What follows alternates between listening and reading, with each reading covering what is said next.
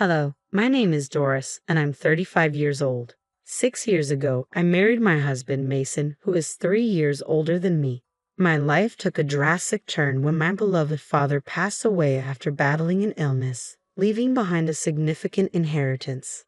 I chose to invest this inheritance in a new house that I treasure deeply. The comforting scent of fresh wood fills the space, and I often find myself imagining how proud my father would be to see it. Before he passed, my father lived alone in our old family home, just a 10-minute walk from our apartment. After my mother died, I moved out a few years later, and shortly after that, my father suffered a fall and didn't recover. With the inheritance, I made the tough decision to demolish our old house and build a new one in its place. I believe that although the physical structure of the old house is gone, the joyful memories we created there will always remain in our hearts. Mason often quoted my father about the importance of building a new home as a symbol of a fresh start. At first, I thought he was simply trying to comfort me, but soon I realized that his intentions were not so innocent. One evening, Mason abruptly asked me to complete and submit divorce papers. Confused, I pressed him for clarification, and he bluntly stated that we were getting a divorce and that the new house, built with my father's inheritance, was meant for his mistress with whom he planned to live. I was stunned by this revelation. Mason confessed to having an affair for about 9 months, describing his mistress as charming and kind, someone who genuinely loved him, a stark contrast to how he portrayed our relationship. He claimed that coming home to me was always unpleasant and declared his intention to take the house as alimony, insisting that our childless 6-year marriage had no further benefits for him. In my distress, I sought comfort from Mason, but he only blamed me for his actions, asserting that my demeanor had pushed him into the arms of another. In a final act of cruelty, he handed me an envelope containing $12,000, calling it my alimony, and told me to be grateful as he planned to take the new house for himself. Overwhelmed by his betrayal but maintaining my composure, I returned the envelope, refusing the money. The house, once envisioned as a sanctuary filled with memories and love, had become the backdrop for a heart-wrenching revelation. I agreed to the divorce, stating firmly, "If you don't love me anymore, there's no point in us staying married. I don't need the money." Mason looked surprised by how readily I accepted the end of our marriage. With a nod, he warned, "Well, if you say so, just don't ask for it back later."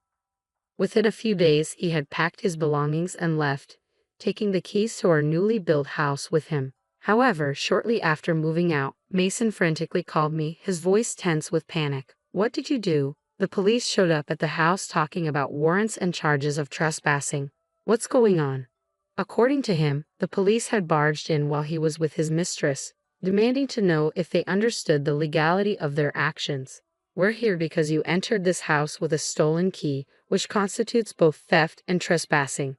Do you understand that?" The officers explained. Mason, shocked and confused, turned to his mistress, who looked equally bewildered. "Isn't this your house? You said you wanted to show me," she murmured. "Be quiet and stay out of this," he snapped, just as one of the officers interjected. "Sorry to disrupt, but we need to handle this at the station." Caught between the police and his mistress, Mason called me in desperation. "Why is this happening all of a sudden? What did you do?"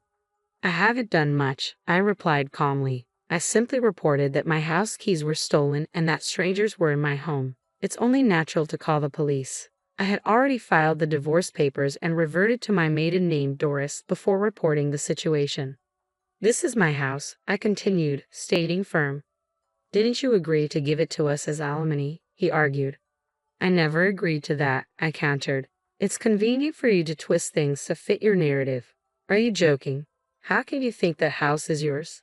I'm the one on the house contract. I paid for it with my inheritance from my father. I own the land too." "But your father said it was for us," Mason protested weakly. "That was when you were my husband. Now we're divorced and practically strangers. Why would you think it's your land?" I replied sharply. My father had wisely transferred the land rights to me when he felt ill to prevent any complications if something happened to him. Perhaps he foresaw something like this, which might explain why he advised demolishing the old house and building a new one. It was becoming increasingly clear to me that money and property could easily become sources of contention. When I agreed to the divorce, Mason's usually calm demeanor suddenly made sense to me. "So you planned this all along?" I realized. he defensively replied. I did nothing wrong. You've misunderstood everything from the start. It was almost comical to see him so clueless, thinking he would be happy with his mistress. Stop being ridiculous, I retorted. You blame me for the affair, the divorce, and losing the house. How does it feel now, caught between your girlfriend and the police? Mason could only groan in response, clearly uncomfortable with how things were unfolding. Hating me is misguided, I continued. This mess is entirely your doing. Ever heard of you reap what you sow? This is what you deserve. At that moment, his anger erupted, and he began shouting accusations over the phone. Suddenly, his voice was interrupted. Excuse me, are you Mr. Gold's ex-wife? He's causing a disturbance at your house. Could we have a word, please? A police officer had taken over the call. I took a moment to explain the situation to the officer, who sympathized with my predicament. Later, Mason and his mistress were taken to the police station. Mason insisted that the house was a gift from me and claimed it wasn't a case of trespassing. His mistress, genuinely surprised, stated she had no idea they were trespassing. Mason tried to support his claims with so-called evidence at the station, but ultimately, the mistress's statement was deemed credible, and she was released with just a warning. Mason, however, was found guilty of theft and trespassing and received a fine.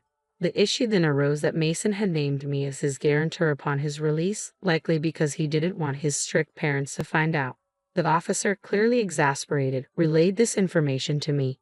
Why should I be his guarantor? We're divorced and practically strangers now. I replied firmly. I have no connection with Mr. Gold anymore, so I refuse. He has parents nearby. Please contact them. The officer informed Mason, who looked visibly frustrated. His parents, already aware of our divorce due to his infidelity, had not yet been informed of his attempt to take the new house. The police call had brought them fully up to speed on the situation. Reluctantly, after his parents requested more details, I agreed to visit Mason's parents' house. When I knocked on the door and began to explain the situation, Mason's mother immediately cut me off. No need to apologize, she said. It's all my foolish son's fault. Did you know about this? I asked, still in disbelief. Well, my son is here with his mistress, she revealed, gesturing to the much younger woman by her side. We were led into the living room to discuss the situation, and to my astonishment, Mason had brought his mistress along, creating an incredibly tense atmosphere. The living room scene unfolded with Mason, the young woman, and my stern-looking father-in-law, Russell. Russell, it's been a while. I'm sorry for the delay. I greeted them. Doris, thanks for coming, Russell responded. I apologize for calling you after the divorce, but I've heard Mason's side of the story. However, I can't fully trust someone who's been arrested for trespassing. Can you tell me your side? I recounted everything as requested. Throughout my explanation, Mason and his mistress kept their heads bowed, avoiding eye contact. What were you thinking, trying to take Doris's new house? Are you insane? Russell demanded of Mason. It's not that simple, Mason interjected, attempting to defend himself. How is it even possible? Russell retorted, clearly frustrated. Your story is completely different from hers. Apparently, Mason had spun his own version of events before I arrived. What were you told? I asked. Russell explained. He claimed you willingly transferred the house to him, then changed your story and reported him, leading to his wrongful arrest. Really? He said that. I was incredulous. It's true that when we discussed the house, I didn't object, but that doesn't mean I agreed to transfer ownership. To suddenly claim the house as yours and report it is beyond comprehension. I'm so sorry, Doris, for having such a son, Mason's mother apologized. What are you saying, Mom? Mason exclaimed. I'm telling the truth. Doris wasn't agreeing, his mother replied. She was too stunned to speak, Mason argued, incredulous. How could you misunderstand and still claim to be her husband? I nodded in agreement with Russell despite everything. Mason continued to make excuses. Anyway, you never mentioned owning the land. If I'd known, I wouldn't have done this, he said defensively. If I had told you, you'd have found another excuse to do the same thing, I replied sharply. How can you say that? He countered, gesturing toward his mistress. Were you spending a lot on her? No. Why would you think that? I shot back, feeling a rush of indignation. Right after our divorce, I had no reason to. I unexpectedly ran into one of Mason's colleagues, and during our conversation about the divorce, I received some shocking information that left me reeling. Mason's colleague looked uncomfortable as we spoke. "No offense, but I thought this might happen," the colleague mentioned, and I asked, "What do you mean?" After a moment of hesitation, the colleague finally spilled the details that I should have known sooner. I hadn't been aware of the full extent of Mason's actions until this conversation. He had been openly bragging about his mistress, a woman 15 years his junior, lavishing her with expensive bags and jewelry. He even boasted about his plans, sharing that he intended to divorce me to marry her, capitalizing on her recent inheritance from her deceased father to build a new house. He said, "Once the house is built, I'll divorce Doris and claim it, no matter the opposition. Then my young wife and I will live in that big house," the colleague recounted. It seemed the house built with my father's inheritance wasn't just a home but a grand gesture intended for his proposal to her. Furious, I confronted Mason. "I've heard everything. Do you still insist you did nothing wrong?" My frustration was evident. Mason, visibly flustered, tried to justify his actions. "Well, yes, I bought her gifts. So what? I used my own money and gave Doris her living expenses. She's not my destined partner. This woman is. I brought her here today to announce our marriage." His parents, who were present during this shocking confession, reacted with disbelief. But the most astonishing response came from the mistress herself. "Mary, did I ever say we were even dating?" she declared. "What do you mean?" Mason asked, bewildered. "Exactly that," she replied firmly. "I'm not in a relationship with him. I only approached him for a sugar daddy arrangement. I told you from the start that I was looking for someone for that, and even married men were acceptable. You agreed to it initially, but now what are you talking about? That's creepy." Mason went pale, stunned by her revelation. At that point, I asked her, "So why did you come here with him today?" The mistress explained, "I came to ask for more time to pay the alimony. I knew he was married, so it was clearly an affair, and while I was prepared to pay the alimony, I was still just a student." "How old are you?" Russell, Mason's father, interjected, looking bewildered. "I lost my parents early and have been engaging in sugar dating to pay for college. I sold all the gifts for living expenses," she confessed. This revelation left the room in stunned silence as everyone grappled with the depth of deception and the unexpected turn of events. As the discussion continued, the mistress clarified her financial situation. "I just secured a job and can start paying alimony from my salary," she explained. "So you came here to ask me to wait for the alimony?" I asked.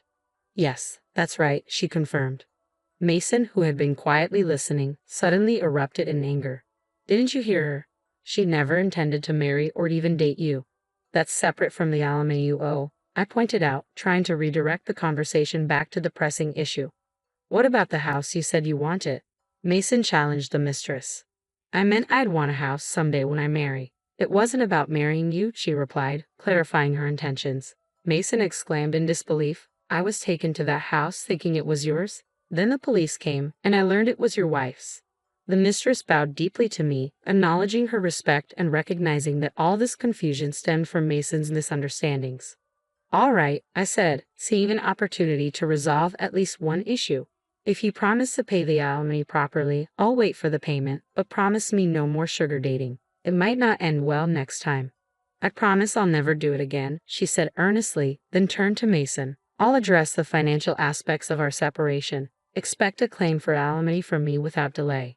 "Alimony? What are you talking about?" Mason asked, bewildered and clearly not expecting to pay alimony himself. "You said you didn't need alimony when you returned the money," I reminded him. "I gave you $122,000, and now you're asking for more? That's not what we agreed on." Mason protested. "I don't recall any agreement," I replied. "You returned the $122,000 I gave you, saying you didn't need it. What I meant was that I didn't need such a trivial amount for alimony. Do you have any idea how much alimony for infidelity is? It's $30,000, I clarified. And you're also at fault for not having children in the 6 years we were married." Suddenly, Mason accused, changing the subject. At that moment, a loud slap echoed through the room.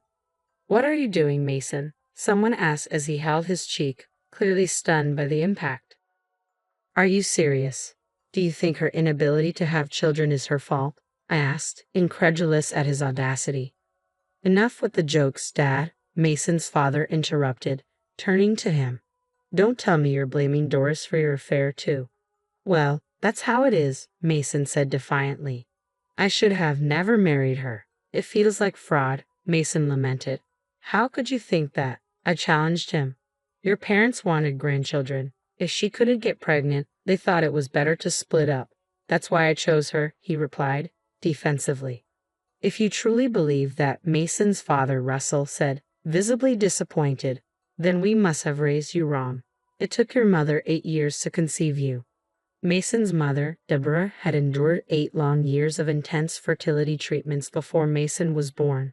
The strain and heartache of watching others easily start families while she struggled were immense. Now, as she listened to the unfolding drama, tears streamed down her cheeks, a silent witness to the pain revived by her son's actions.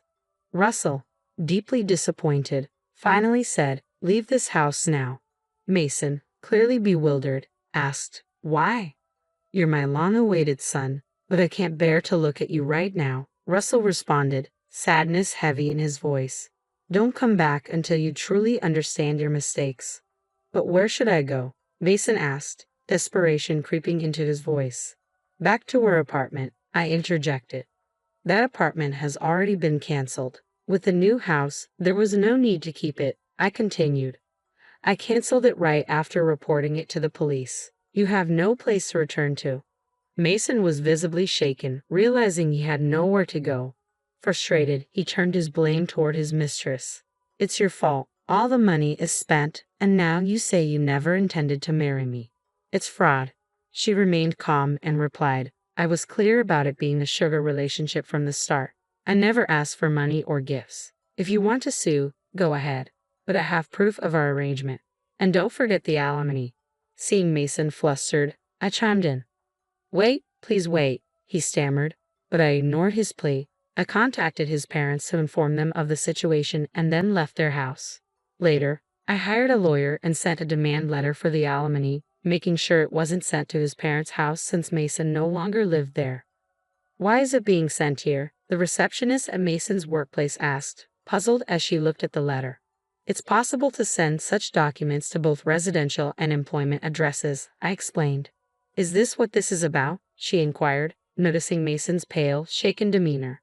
"Yes," I confirmed. "I just told the truth. No one asked me to keep quiet. It's his own doing." The arrival of the demand letter at Mason's workplace quickly spread news of his actions, including his involvement in sugar dating. This revelation sparked a wider discussion among his colleagues, casting a shadow over his professional reputation. After a series of embarrassing losses and being unable to cope with the whispers and rumors, Mason decided to resign from his job, insisting that he was leaving on his own terms. His difficulties didn't stop there. He sought out free legal advice, convinced that he was a victim of marriage fraud. However, the legal advisor was not encouraging. "We've seen cases like yours, but based on the evidence you've provided, this isn't considered fraud," the advisor explained. "You initially agreed to a sugar relationship. If you developed feelings later on, that was on your part alone. You can sue if you wish, but it's likely just a waste of money." Heeding the advice, Mason chose not to file the lawsuit, feeling defeated. Later, he confided in me, regretting his past actions. "I don't know what I was thinking. I didn't realize how significant you were even after 6 years together. I promise I'll make you happy this time and won't let myself be distracted by others," he pleaded earnestly. However, his plea didn't move me. My decision was firm. "I refuse," I replied sharply. "Why, after all this begging?" he persisted. Over those 6 years, I had come to recognize that Mason was not a good person. He blamed everything on me, tried to take what was mine, and then shamelessly returned after losing everything, expecting reconciliation. "What benefit would there be for me to reunite with someone so selfish?" I questioned. Mason protested. "You don't have to put it that way. You once said the same things to me." Nonetheless, I remained resolute. "Never contact me again," I stated firmly, aware of his current predicament. I then hung up, deleted all his contact information, and changed my phone number. A few days later, an unexpected incident occurred. "Your ex-husband came to the house the other day," one of the neighbors informed me. "We had to chase him away after he caused a disturbance." What was he thinking? I wondered aloud, shocked. The neighborhood ladies, familiar with the situation, had even pretended to call the police to scare him off. Since then, I hadn't seen him and was unsure of his whereabouts or his current situation, but I was confident he wasn't leading a happy life.